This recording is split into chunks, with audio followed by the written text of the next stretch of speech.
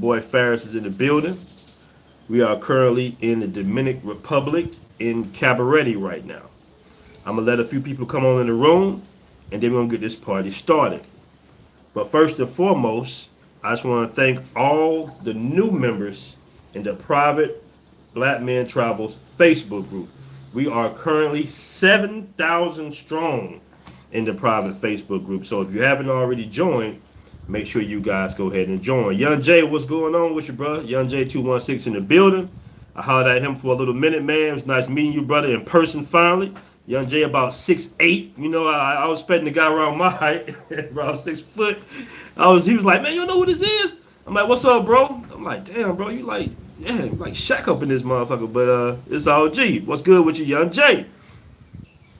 BMO in that house, what's going on? Shout out to the Black Man's Option.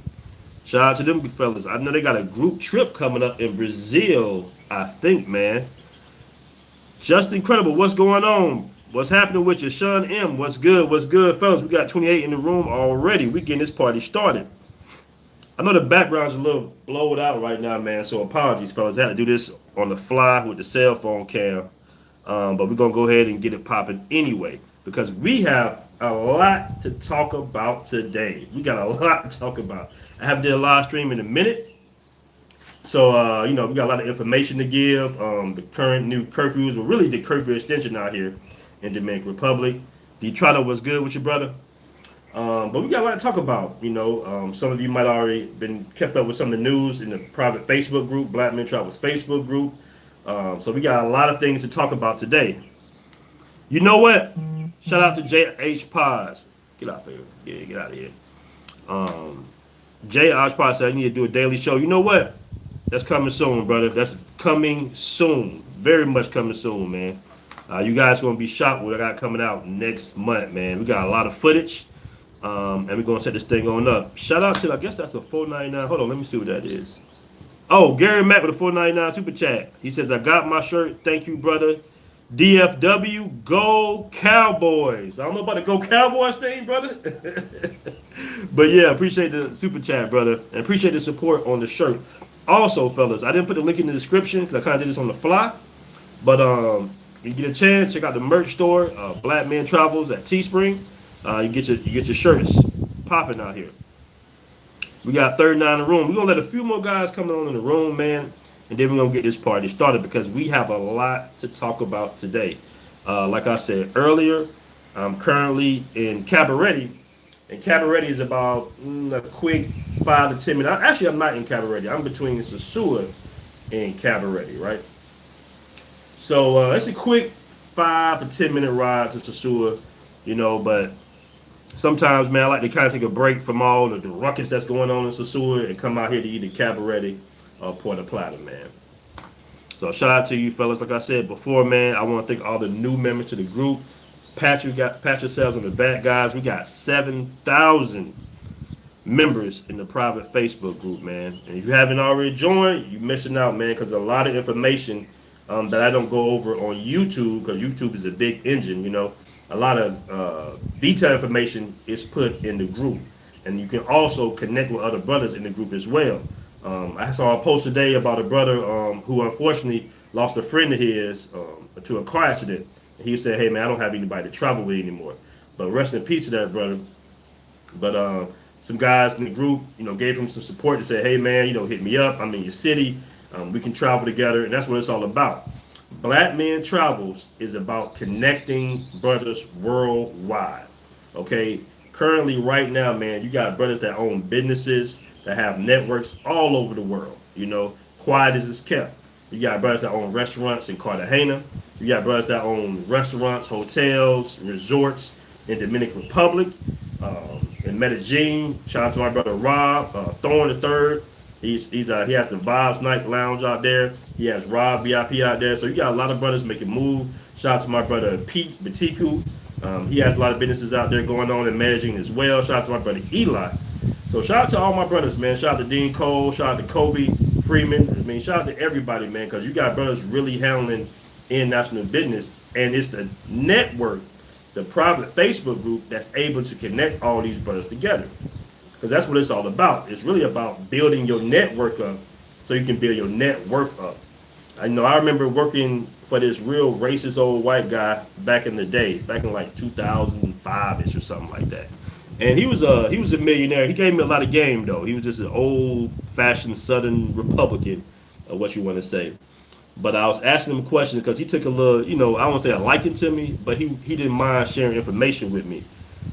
So I used to ask him questions like, how do you do what you do? And he simply showed me his BlackBerry. That's when BlackBerry was in style. And he scrolled up BlackBerry. He was like, this is why I'm a millionaire. And he simply scrolled down his contact list, and it was like hundreds of numbers, hundreds of names and numbers. So, fellas, do me a favor, man. If you haven't joined the group already, join the group, man. But just don't join the group. If you see somebody that posts something that you might be interested in, like a business or an idea, detail, inbox the brother, ask the brother, or post it in the group. Hey, any brothers do this? Any brothers know have any connects on this? I mean, it's not all about chicas and stuff like that. And leisure, we like to do our business and do leisure. And I was having a conversation with a guy yesterday. I was telling him, I said, man, some brothers just don't realize how much money it is to be made doing business with a large network. Okay, a large network that's pretty much, I'm gonna say, we're progressive, and I'm gonna get to the meat of the show soon, but I'm just letting more guys come in the room. But the thing I noticed about traveling brothers is the fact that a lot of traveling brothers I call them progressive brothers, brothers that not fixated on just living in misery. Not to say you have to be living in misery in America, but brothers that's not fixated on the problem. They found a solution, right? They found a solution to be able to kind of move around and maneuver better than most who don't travel outside the country, because you have a lot of perks when you travel around the world, a lot of connections, right? And here you go, right here, this passport, this blue book. So brothers that have this blue book and utilize this blue book are forward-thinking brothers for the most part. Now you got a lot of janky stuff going on. We're gonna cover that in a little minute. You do have a lot of janky stuff going on with some of the travelers overseas, but for the most part, most brothers I run into really have their stuff together. And you know, like when you're not in that rat race in the matrix, you're able to open up a little bit more. When you meet brothers overseas, because language and culture bonds you a little bit harder, right? Because in most countries it's get the gringo, and you will quickly realize that once you've been traveling, that even though they're your same complexion, they look like your cousin, your brother, you're not them, okay? You're not Dominican, you're not Colombian, you're not Brazilian, okay? You're not a black Paisan, none of that, bro. You are an American at the end of the day. So that language and culture bonds you, so it's easier to open up with other brothers, right? So when you start opening up and having conversation with other brothers, you start to realize that, hey, man, so for example, if you want to start a fashion company or anything like that, let's just say you just want to sell some merchandise, but you want to brand it yourself, and then you got a brother here that has connections in Thailand. This brother has connections in Nicaragua, Colombia, and leather factories. You just having a conversation, and then you realize, okay, damn, this guy got a lot going on. Instead of me trying to bump my head and find connections online with all these scams, I know this brother. I partied with this brother. This brother is part of the Black Men Travels Network. So it's an accountability being held there a little bit, because if he do you wrong, guess what's going to happen? He's going to send the admins an email and say, hey, man, this brother is not official. For example, I was going to interview this brother, right? That was he said he's very versed in stocks, and I had mentioned it in the group, and then somebody emailed me and said, hey, man, this brother's not official. I wouldn't really mess with him fast. And I'm like, I did my little research, and I was like, okay, this guy has a little bit of a scammer background, so I'm not going to put him on the platform. And that's the power, once again, of having a network. We can hold each other accountable. Try to check out some of your comments, guys. But we got 78 in the room. That's what's up. We got James TV. Jay Brown said, I just got out of Medellin. I can see why people move here. I did a show. Shout out to Flip Flop. I did a show Wednesday about DR versus Colombia. Now, we just put that as a title because it's very difficult to compare countries. I mean, but Colombia, Medellin in particular, is just one of them cities. Despite some of the issues that it's having, it's very difficult to leave, man. It's one of the most difficult countries to leave. It brings you in because it's the city of eternal spring. Beautiful women walking all around the place, classy women, women that reasonable, you know, they can, your cooperation with them is good. A lot of them love Americans for whatever reasons. So it is difficult. It is difficult to leave Colombia, man. Colombia, Medellin is one of the most one of the most amazing cities in the world, in my opinion. We got A2 in the room. That's what's up, brothers. Do me a big favor and hit that like button when you get a chance. We got 30 likes. A3 in the room. Do your favor and hit that like button for your boy. Now, I'm gonna say this. Now I know you guys. It's like beating the dead drum, right? Some cats got robbed out here in Sosúa a couple of days ago. Now, when I first touched down, came from Santiago, came up through Sosúa, what I noticed was a lot of guys were moving around with a lot of jewelry on, right? And I was wondering, I was like, man, they really don't need to have jewelry here. Now, watch is cool. I know we've talked this before, but I'm going to explain to you why I'm telling you this, right? So me and my bro, Ja, who I met down in Colombia, he was saying, man, these guys can get away with wearing all this jewelry, especially in Colombia. And I was like, I know. He's like, man, it must be more safer here. I said, it is, but it isn't. Because when you do something like robberies, man, they might not be detailed and planned. You got to understand that some of these people out here, some of the locals out here, and I'm not going to, put criminality on all the locals here, but you have to understand that what that jury symbolizes, man. To them, a person that might not have ate in a while, okay, a person that's not making that much money, it's a struggle, and they see you wearing jewelry, right? And then you, on top of that, you're an American. In their eyes, you're rich, you got money, you got it to spare. So some guys got robbed right in front of New Garden. They got pistol whipped, and I don't know how much I just don't really know how many times I gotta tell brothers to stop wearing jewelry. I know brothers love jewelry. Listen, I used to have me a little gold chain back in the early 2000s, but you're already not familiar with the territory that you at. Okay, you don't know the locals. You don't speak the language 9 times out of 10. You're a walking mark. It doesn't matter how big you are, guys. It don't matter how tough you are. When somebody draws down on you, they just got to jump on you. Okay, all the assassin, all this IP man stuff. What you gonna think you gonna do when a guy puts the guns out? Because you got a lot of Rambos out here, a lot of internet Rambos that grew up watching movies that think they're gonna do something to somebody who has a gun on them. When they got the drop on you, they got the drop on you. Like I said this before, and it's gonna keep happening. It's gonna keep happening. So I'm not gonna keep mentioning every time somebody gets robbed overseas. I'm not gonna keep going over it because we've told them dozens of times, fellas. If you are going to wear jewelry, shout out to some of my bros that do wear jewelry, you might have to have security. Or you might have to really know the area that you're in, right? So you might be connected with, a tough guy or something in that particular neighborhood where nobody won't touch you.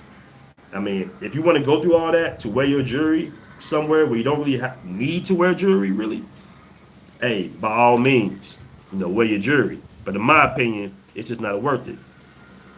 Gary Mack says, yeah, Wild New Garden. Yeah, man. Grego 712, what's going on, bro? What's going on, Grego? Like I said, man, I would say size don't even matter when it comes to criminality, bro. When it comes to robbery, they don't care how big you are. They got the drop on you. They got the gun on you. It don't matter. They're gonna pull one on you and snatch your jewelry off, make a quick getaway. They want your jewelry and they want your cell phone. And this was done in a very popular area, man. This is, same thing that happened in Colombia, in Medellin, at Energy Building. It was a very nice area. You would never think somebody would get robbed right in front of the Energy Building, but it happened just that fast. You would never think somebody would get robbed in front of New Garden, but it happened just that fast. Now, they did catch the guys really quickly, but that brother's walking around, leaking on top of his head because he got pistol whipped. And it's funny, man, because me and my boys, we were just sitting back and we were just watching like how much Sosúa has changed, right? And I'm gonna say this. Sometimes I think that, brothers, we kind of get on each other kind of more tough. You gotta understand, in Sosúa, you got Europeans out here, you got Asians out here. It's just not brothers messing up the game, okay? You got a lot of groups of people that kind of mess up the game. We was in Envy one night. Shout out to my bro Ja. I didn't see it, but we in Envy one night, man. And you had just some dudes from Africa that was literally taking a $50 bill and putting it on girls' foreheads and telling them, "Thank you, have a nice day," and letting them walk away. So it's things like that that kind of mess up the game a little bit. You know what I'm saying? Like that's no different than making it rain in the club. That's no different than making it rain in the club, fellas. So we got 115 in the room, 116 in the room, 47 likes, bro. Do me a favor and hit that like button for your boy. We're gonna get this thing popping. Shout out to, let me read that comment real quick. That's a good comment. He says, "It's not even worth wearing jewelry in the DR. You make yourself a mark and you low key had it coming." Yeah, man. Like I said, I'm gonna keep doing videos about this, brothers. Now I will say this. I think the brother that unfortunately got murdered in Barranquilla, I do think it was more than just the little jewelry that he had. I think it was something behind that, because we're finding out more information as time goes on that he had a lot of things going on with the real estate and everything out there. Shout out to DC Born Rob, who's staying on this story. He interviewed the family, our brother Timothy Reed. So I do believe that he had more going on. I don't think that was just a random robbery for that small jewelry. But these guys over here, I'm talking about these guys out here roped out, platinum on. They just walking around late at night. You got the sharks out there on the motor conchos. They pull up on you, draw down on you, take your stuff, and they bounce out. So you gotta be very mindful of that. But hey, we don't keep going over it. Let dudes do that. Let dudes do that. We got 119 in the room. Do me a favor, hit that like button for your boy. So I want to give a special shout out, man. If some of you guys maybe been in the group, y'all already know that we shot a infomercial / mini documentary for some guys that has a company called Ella Louise Cigars. They make cigars. And it was one of the best experiences that I ever had out here exploring the DR, man. We went to a cigar factory. And if I had was on my laptop, I would love to show you guys the pictures, but you can see them in the group. We went to a cigar factory in Santiago, man. And we saw the whole process. And once again, we met through the network. We met through, Facebook. And he was like, "Hey, man, I need a video. I need like a infomercial / mini documentary." I said, "Brother, I got you." And he shot me some bread, and we went ahead and made it happen. And this is what I'm talking about: my brothers connecting overseas, making money overseas with other brothers. Fueling the economy. Brothers sharing, bread with each other. This brother need this brother does this. Boom, that's connection. Now you had a job, or you made some, money overseas. Is what it's all about. So we down in Santiago at the cigar factory. And it was beautiful, man. Just the whole process, like learning about these cigars, seeing these brothers that took their time and really did the research and made the connections and invested the money to make premium custom cigars. And they're just not talking about it. They're showing you. They're giving you social proof of them actually networking with these guys in the cigar factory. They have their own cigar factory. So we in there, they rolling up cigars. We went to the farm. They showed us the whole process, from the leaves, everything. And I had no idea it took 4 years to make a cigar, bro. I had no idea.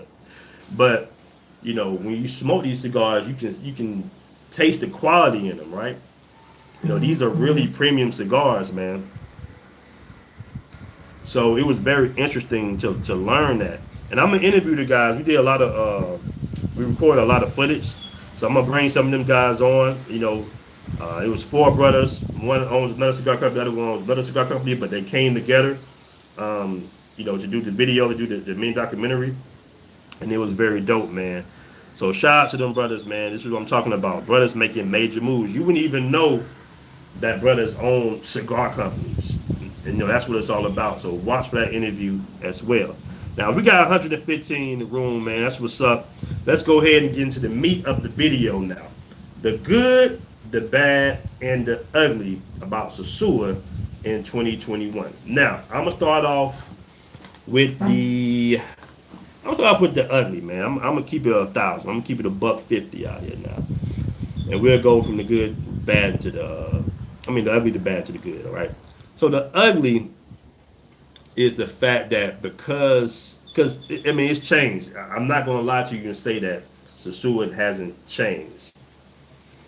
And when I first came down here in 2017, I think women both barely spoke English. The vibe was different. It was a little bit more. It was still about the games and stuff like that. And I'm gonna talk. I'm gonna codify some of my language, but you guys can read in between the lines. Things were just a little different. It wasn't so business oriented out here. The women. It's like a more of a sense of entitlement because some of the men have blew these women's heads up, in my opinion, and it's really like, it's really, it's always been get the gringo out here, but just the energy and the vibe is a little different now. Now I will say you still can have a lot of fun out here, but just be prepared if you haven't been out here in a while or you've been traveling to Colombia or Brazil. Sosúa has definitely changed a little bit, man. And for the first time ever yesterday, I actually saw more fellas than women. I was like, wow, I'm in Roomba yesterday, and it's like a sausage fest up in that joint, bro. None but dudes up in there, like. So it was really strange to see that. But I would say that's the ugly part. The streets might not be as safe as they used to be. It's a lot more. Let's just say, people in the streets looking for, to kind of hit a quick lick. So you want to be mindful of that. Make sure you have your battle buddy. Make sure you be aware of all your surroundings. Sosúa has always been, not dangerous because you'll see, old people walking around there with no problems. But you got to understand, them old people, they don't got no jewelry on. They walking very located, might have $5-10 in their pocket versus somebody wearing jewelry, expensive chains and, being more flashy. So you might want to be mindful of that. That'd be part of the ugly. The bad is simply the restrictions, man. When I first came down here, everything was open. Classicos was open. It was one of my favorite spots. And you can party to 3-4 in the morning. Women were just everywhere, and it was great. It was like one of my favorite places to be back in the day. But because of the restrictions now, it's a little difficult to have fun. When everything starts to shut down at 10, that's when I'm leaving the house normally. It's like 10, 11 o'clock to go out. So it's still an adjustment because I'm used to being out super late, in Sosúa, like 2, 3 in the morning. So that would be a little bit part, just the restrictions. Now, I heard they extended the curfew. I believe Flip said 14 more days, so 2 more weeks, which can be a little difficult. So I don't know if you guys want to hold off, maybe to June to maybe come out here. But yeah, they did extend it. But it's lax, though. You can still go to Envy, you can go to the casino, places like that. You can go to Treehouse, and I believe it's one more place, but it escapes my mind right now. It's one more spot. Man, I forgot. But for the most part, after 10 o'clock, you're going to either have to head to Envy, you're going to either have to Treehouse, or you got a casino. Now, I will say that Treehouse is maybe more of the older crowd a little bit. You can tell by the music that they're playing. They might be playing some Frankie Beverly or something, or some Neo or something like that, Sade or something. So going to Treehouse, prepare to be kind of laid back. Envy's where the turn up's at. That's where the party is at, stuff like that. Shout out to the cats at Envy. And then you got the casino. Now, when I went to the casino used to be my spot, but it didn't have a heavy crowd as it used to back in the day. So those are the options that you have, minus one option that I don't remember at the top of my head. Now, the good thing about Sosúa is Sosúa is still fun, man. Sosúa is still Sosúa. The beach life is wonderful. Shout out to Milton at Bar 39 on Sosúa Beach. Best drinks on the beach. Shout out to Fast Freddy, and of course, shout out to our man Flip Flop, man. So the beach life is still very fun, man. It's still packed. You can have definitely a good time out there. You know, like I said, you still have things you can do in Sosúa to have fun. It just changed a little bit, and everywhere's changed a little bit. You know, everywhere's changed a little bit. Colombia's changed. I mean, the restrictions have, you know, made things a little bit more difficult to enjoy yourself. So that's the good, that's the bad, and that's the ugly, man. So just want to touch bases with the family. Quick little video, guys. Oh, before I almost forget, Labor Day weekend, the first annual Black Men Travels takeover of Sosúa. It's going to be epic. Do not miss out, fellas. I'm telling you, me and my bro Cardell really set this up, working with a lot of the business owners. Shout out to Flip Flop, shout out to Milton, shout out to the brother that owns Mile High Club. So we've been working to get everything together so when you guys come down here, you're going to have a real good time, man. You're going to have no worries. We're going to have shuttles, going back and forth. We're going to have a topless pool party. That's going to be off the chain, man, out there at Oasis. Make sure you touch in, man. We're going to drop the ad. I'm sorry, not the ad.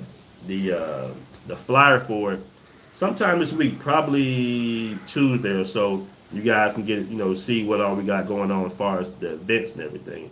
And if you need any villas, you can holler at my man Cardell. You can inbox him.